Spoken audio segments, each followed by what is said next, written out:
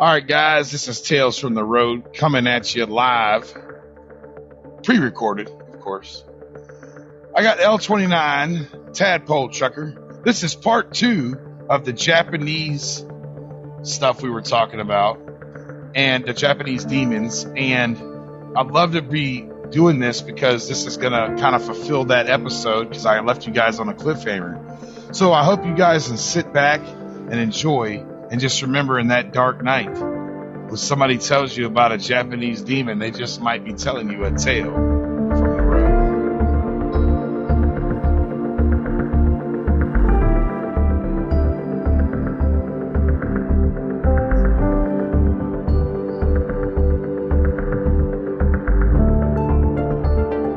All right, L29. I like how you breathe. I like how you talk. I like how you walk. What I want to know now is the rest of this tale of this evil Japanese thing. We were getting into it. We've heard the name. Go ahead and say the name. Let's talk about it. Let's see what we're all about, because this is some absolutely terrifying stuff. I don't like the fact that this stuff's running around the earth and it's famous for these Japanese people, and it's terrifying as heck. And let's just dive right in with that second one. Sure. The Kuchisake Onna. There are stories that span back from 800 to 1200 years ago, but there are more modern sightings as well.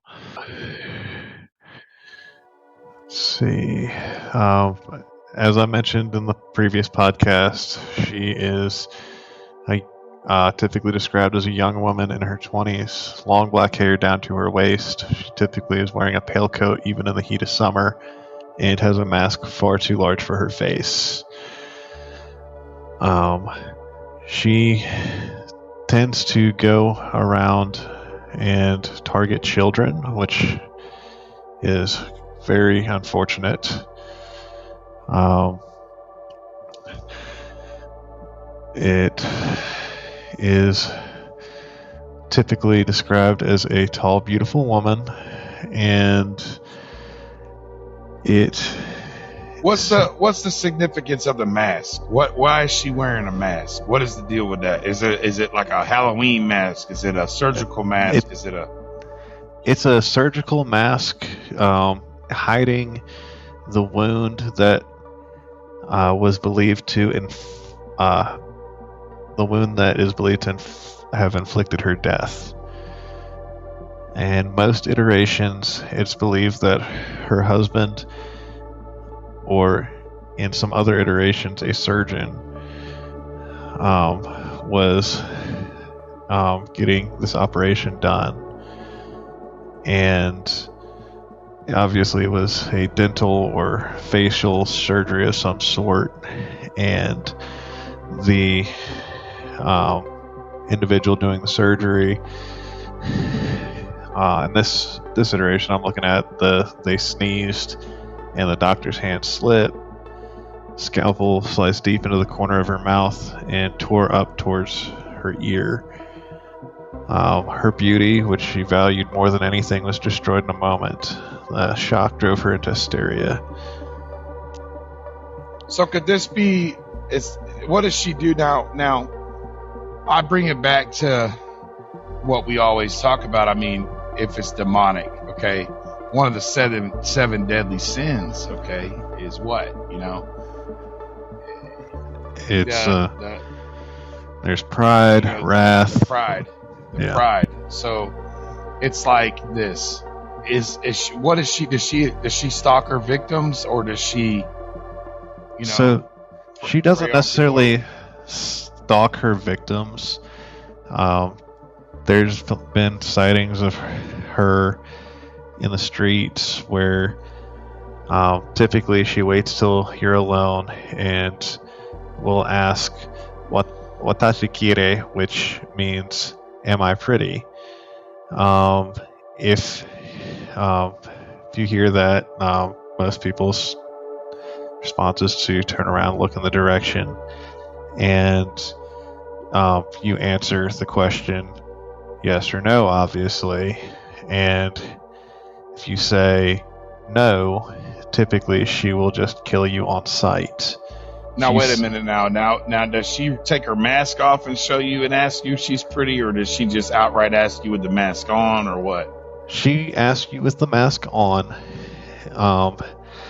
and if you say yes, she will rip her mask off and ask "Watashi kire" one more time, showing the horrific mutilation of her face.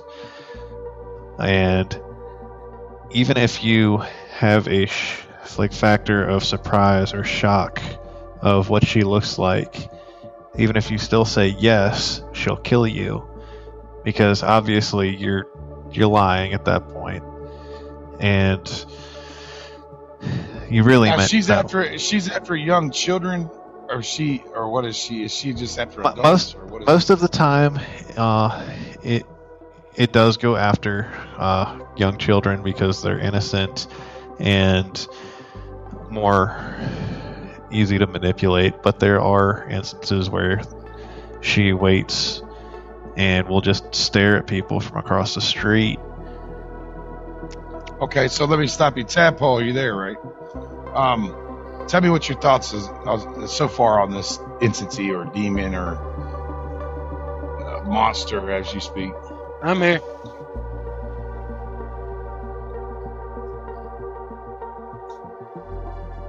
It's kind of uncanny. My question to F29 is, so what? Sure, what there are some possibilities to get away. Can you get away with not saying nothing at all? This is one where I believe it may be a demon, because if you drop some coins or candies, it will distract her and you can run away.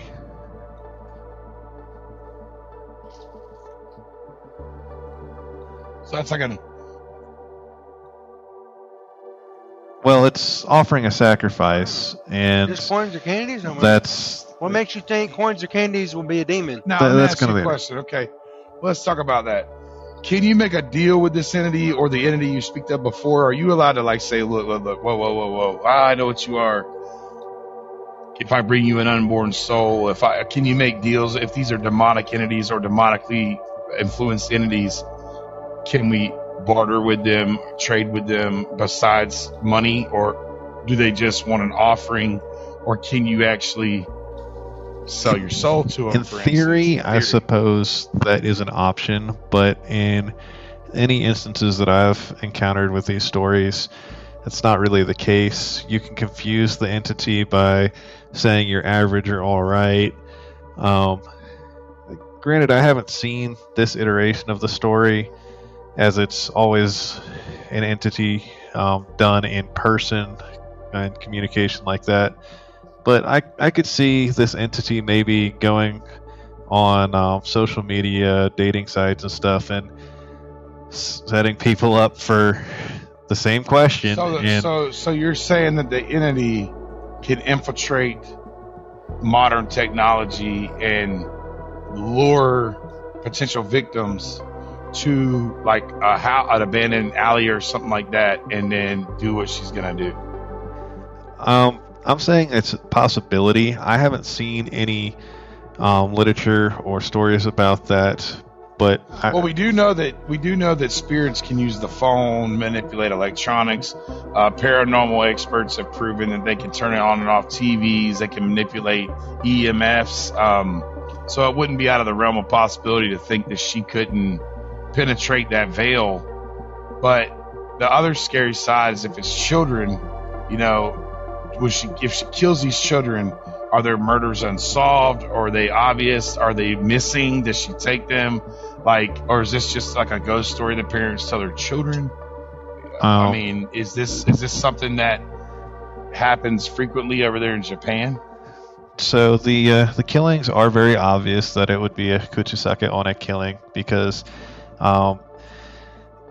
say you get past the first question and she asks you again, you say that she's pretty again, she will cut your mouth open ear to ear, and obviously you can't survive that. But also, if you answer no that second time, she'll do the same thing and carve your face up. Has anybody ever tried? So has anybody ever survived this? Okay, so this story originates. How do we know? Not that it's true, but we know of the story. But has anybody ever witnessed an attack, or seen her, or photographed her, or got a video, or any kind of physical evidence in our realm? Or is this just all hearsay? Or has somebody actually witnessed this and then came on record and told a story? So, from what I've pulled up here, I've got, it says 1979, the Summer of Fear began. According to an old newspaper archives from the Gifu Prefecture, several elementary school kids reported seeing a tall woman wearing an unusually large face mask. Hold on, slow down a little bit. Let's get into it now. Let me just digress what you're saying here. Just go ahead. Several elementary kids. Let me start seeing there. All right. Several elementary school kids reported seeing a tall woman wearing an unusually large face mask. This was long before it became normal, like during the COVID pandemic, where elderly people, back then only sick or elderly people wore them. It was a young woman wearing a big white surgical mask, and she looked odd enough to stand out. Kids would describe her standing beneath a street lamp at dusk, holding something sharp or hidden inside her sleeve. She would stop a child, lean down with a gentle, almost soothing voice, and ask, "What tachi quiere?" which means, "Do you think I'm pretty?" Oh my God! Now that is so creepy. So these kids are just standing there, and she's like, "Oh, that's just." Is this broad daylight or nighttime? There are instances of both. Wow. Thoughts on this tadpole?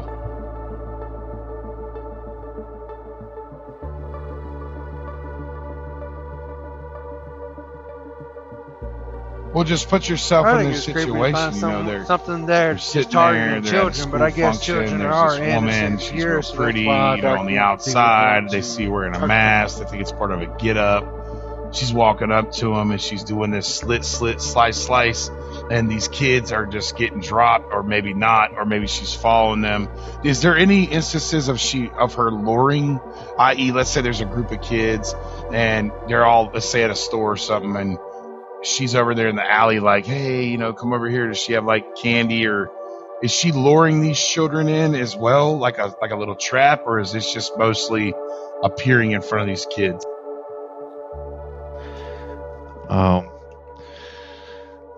There's not really an instance where she's luring someone in.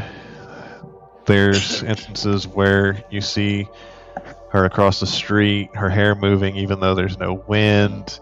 You can hear her whisper something through the fabric even across the street. But you can see the luring. You can see how that would be a scary thing there. I mean, oh, it's absolutely. almost the same thing. If you see her against the street, I mean, that's a highly demonic thing. It's almost like she attaches herself to somebody, or if there's a way to conjure her. Now, is there a way to conjure these entities, or are they just out there roaming around free? And also in America, Russia, Germany, is there any other instances where this entity has appeared other than Japan?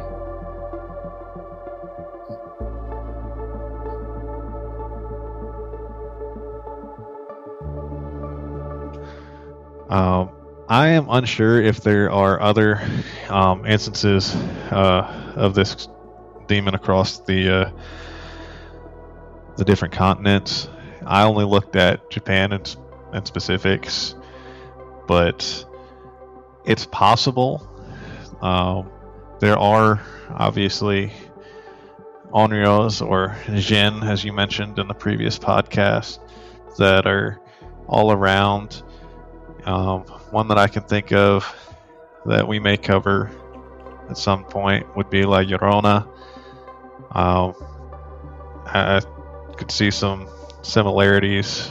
The most basic, easy one to bring is just another female vengeful spirit. But well, here's the thing. you also got to think, in Tadpole, I want your thoughts on this too, because we did drop atomic bombs on Japan. And I want to almost wonder if this was hidden evil that had been dormant because it had been around, or if it's modern evil that got sprung up after these atomic bombs fell and they just spawned in, so to speak. Like the energy of that atomic bomb, the deaths, the shadow, the horror, and then you mix that in with the already ancient evil, because Europe, Asia, all that out there is old, even though North America is ancient. But the land bridge and stuff like that happens. You got dinosaurs and other things over here, Native American people. But Europe was settled for millennia, well before America's was settled. And it almost makes me think that you think the atomic bomb being dropped there made it release some of this evil into the world. Tadpole, let me hear your thoughts on that, and then I want to hear yours on that L29.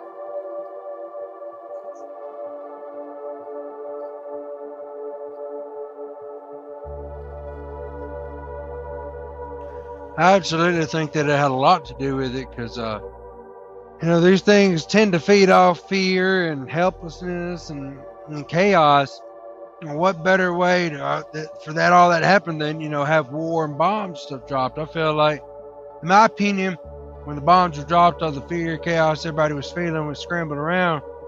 I think that L29 that these things fed off of them and becoming. I think it is definitely possible that an act of extreme violence could bring more evil into the world, whether it's a dimensional shift or something darker, who's to say? But it is definitely... Well, because at the end of the day, the Pacific was a huge conflict theater, war, part of World War II, one of the biggest wars on the modern world, wars on the known planet that we know of, because there was wars fought for centuries. You start dropping bombs on an ancient area, the atomic bomb, you got all these spirits that maybe have went to bed because these people have their own rituals and stuff like that. I know that people get possessed in Japan, because I've seen priests exorcise demons, multiple demons, legions of demons out of these people. And it's just like the bombs, the war, and now you've got this modern time and this technological influx.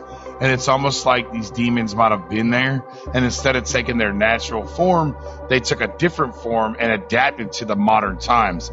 A lot of times we see these entities, if you guys know, they are adapting to this modern time.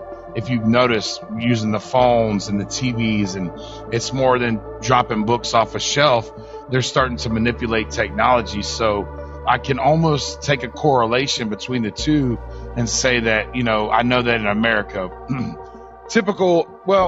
all over the world, typical things that happen, you got a body of water, you got rain before, rain after. Even with the cryptid situation where that kid got snatched in 2 episodes previous, there was a huge storm before and after that happened. It seems like water is an effect. Well, Japan is an island, and it is sitting in the middle of the Pacific area, and so you have to imagine all that energy.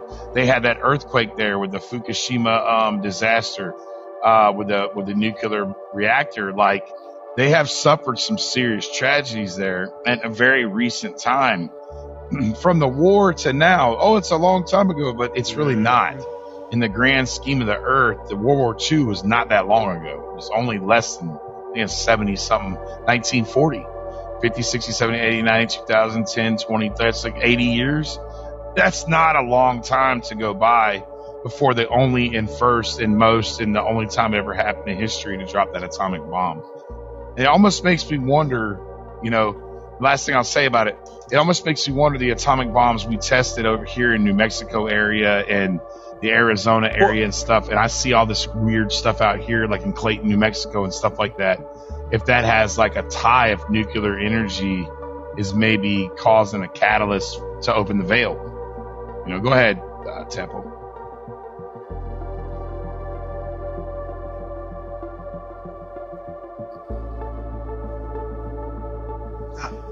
I also wonder if maybe these things are responsible for the catastrophes going on over there now. All the earthquakes, the volcanoes erupting. What if these dark entities are are behind all that. They're causing all this. That's a really good theory. What we Thoughts call on that, L29? natural disasters. I wonder if they're the reason this stuff's actually coming to fruition. They're you said thoughts on like the nuclear stuff, or I'm sorry, Just the fact that are they causing natural disasters? Are they the ones causing the earthquakes? Are they bringing that destruction upon that little island nation? Are they the ones causing that turmoil, making China hate them all over again, and all this conflict that's going on in that area? Could this be some of those entities that have been released? It's possible. There's been thoughts in multiple, especially like Native American or tribal people all over that believe these spirits are responsible for the natural disasters that are happening, which it is an interesting theory, but there's I don't know one way or the other on it, to be honest with you. It's an interesting theory, though, that Tadpole brought up, because the more destruction and the more wars, like the war right now, if you guys look at this podcast, there's a war going on in Iran. America's attacking Iran. That is an ancient land. What are they going to release? They dropped 400 Tomahawk missiles in that area. Okay. That's like sulfur raining down on Sodom and Gomorrah. We're talking about these huge blasts of energy. I believe, like, when energy gets disrupted, because energy cannot dissipate, when you release a giant amount of energy in one little space, I believe it releases all the evil things that have been asleep or dormant or whatever into the ether. And so you have to think, like, is these Japanese spirits that are making a more prevalent showing, are they actually the cause of man's manipulation of the environment? It's just got me perplexed on that. Is there any other accounts of this demon or entity entering like a school or a hospital or getting sick children, or is there any kind of story about this entity revealing herself to an adult or an older person or anything like that? There's instances where she reveals herself to an adult, like on a street corner. Is there any instances about that? There is one instance, I can't find very much information of it, where there's a variation of the tale where it involves her from escaping a mental hospital, but I'm not seeing too much on that. As far as the connection with the schools, as I mentioned in the beginning, back in the 70s, when this story was very popular, it was very widespread in the schools that Japan organized groups of adults and teachers to escort children home safely so they wouldn't. Oh my God. Wow. Do you think she would target So they escorted you think it would home? target more mental patients too, or you think she's just getting at kids? I mean, mental patients are just as weak, and they can see stuff that we don't see. What if mental patients are actually mental because they've seen some scary off this world shit that we can't see, but they have been so touched and so close to the other side that they can actually see what's going on, and it's terrified them so much that it drove them mad. It is possible, but as I've mentioned, I haven't seen too much information on the stuff where she's an escaped mental health patient. That's fairly harder to find, at least in my experience, portion of the story. Okay. But it's definitely an interesting theory where... Well, that's absolutely terrifying, man. Like, I just don't know how you react to these. I mean, we have demons in America. We have demonic presences and spirits, and we do have monsters. We have Wendigos, skinwalkers, Bigfoot, Sasquatches, Dogmen, Sheepsquatch. We have the White Thing. We have Dogman. We have Mothman. We have so many things here, and to think that in other countries, we have only touched the tip of the precipice, of what we see in our reality. And that's the thing. When you think about demonic entities, or you think about evil, malevolent spirits, you have to think that there's a negative energy that you might be putting out in the world, whether it's fear or prejudice or racism or whatever, and they feed off of that. Sickness and disease and stuff like that. When you have a sickness of the mind, if you think bad things and put bad energy out there, it's just one of those things that is another layer. And the atomic bomb theory, and the fact that the war was fought there, and the fact that Japan has such an ancient history. They have the samurai, they have this wars, they have that. It's a very uncanny place. I've never visited Japan, but there's a lot of ancient temples and stuff there. They also, I think in Japan, don't they have some kind of haunted woods where everybody kills themselves over there? I mean, isn't that where yes, that is? they definitely do have that there. I can't recall the name at the moment, but it would definitely be a good thing to go over on another podcast. Right. So, I mean, if you have any problems with suicide, or you think you're going to hurt yourself, please seek help at the suicide hotline. Make sure that you seek help, because it's not a cool thing to kill yourself. People Absolutely. love you. People need you. And that phone number you can call or text is 988. Okay.